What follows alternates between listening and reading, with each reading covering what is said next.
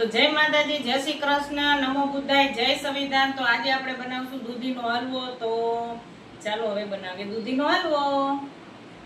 જય માતાજી, જય શ્રી કૃષ્ણ, જય ભીમ, નમો બુદ્ધાય, જય સંવિધાન। તો આજે આપણે બનાવવાના છે દૂધીનો હલવો। તો દૂધી સીણી નાખી છે, કાજુ બદામ છે, ટોપરાનો સીણ છે, કેસર છે અને દૂધ। તો ચાલો હવે આપણે બનાવીએ હલવો। તો આજે આપણે કુકરમાં દૂધીનો હલવો બનાવશું। તો હવે પહેલાં નાખશું આપણે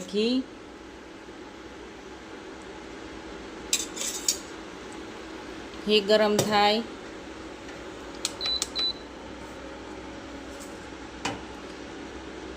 પછી નાખશું આપણે એમાં છીણેલી દૂધી,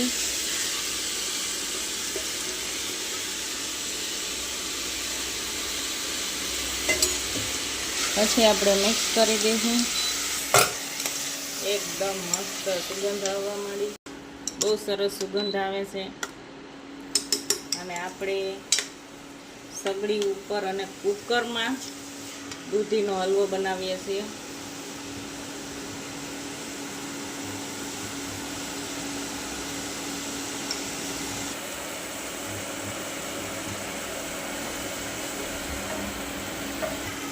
એકદમ મસ્ત રીતે ઘીમાં શેકવાનું છે।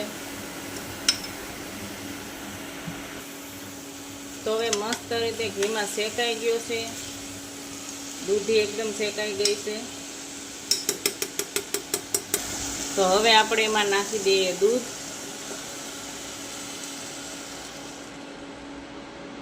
દૂધ 1 લીટર નાખ્યું છે, એટલે મસ્ત કણી કણી વાળો હલવો બને।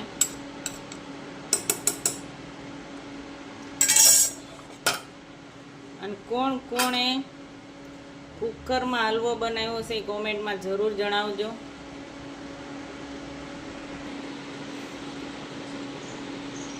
હવે આપણે કુકરમાં 2 સીટી પડવા દેવું।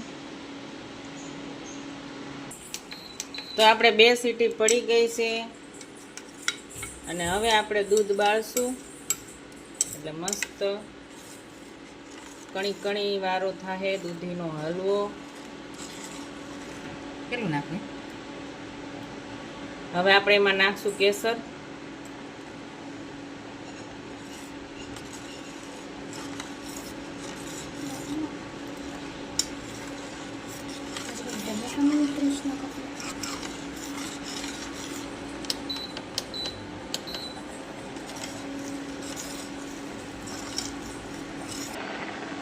તો હવે આપણે નાખી દઈશું કાજુ બદામ,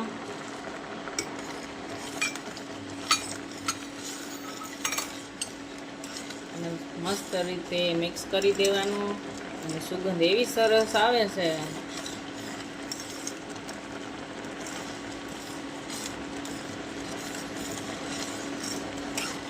તો હવે આપણે એમાં નાખી દેવું ખાંડ।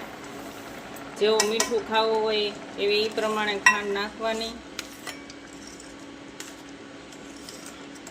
પછી મિક્સ કરી દેવાનું।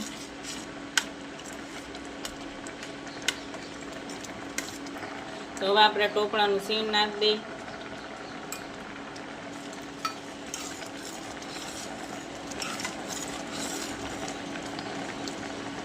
એક વખત જે મેં બનાવ્યું એવી રીતે ટ્રાય કરજો, અને જો એ દૂધીનો હલવો થાય। હવે આપણે ધીમે ધીમે દૂધ બાળી નાખશું।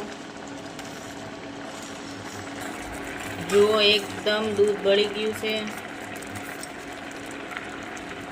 અને કલર પણ મસ્ત આવ્યો છે। અમે ફૂડ કલર નથી નાખતા, કેમ કે બાળકો માટે હોય ને।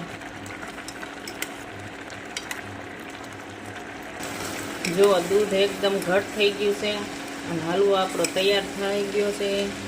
જો એકદમ કણી કણી મસ્ત થયો।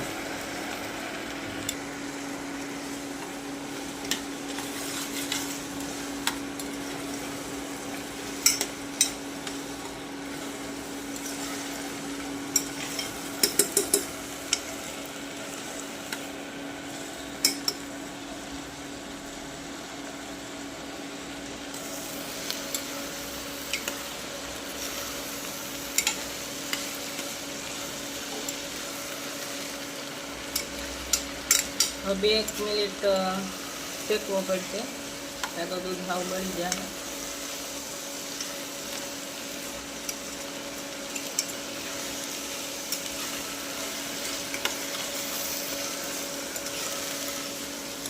એકદમ દૂધ બળી ગયું છે અને હલવો થઈ ગયો છે તૈયાર.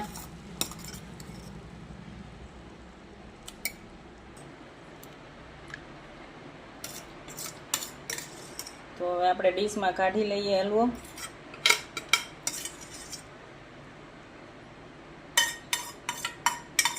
તો આજે આપણે બનાવ્યો દૂધીનો હલવો. તો આવો બધા દૂધીનો હલવો ખાવા. તો તમે મારો વિડીયો જોવા બદલ તમારો ખૂબ ખૂબ આભાર. આવી જ રીતે સપોર્ટ કરતા રહેજો. જય ભીમ, નમો બુદ્ધાય, જય સંવિધાન. તો મળીએ હવે નવા બ્લોગમાં. ત્યાં સુધી બાય બાય.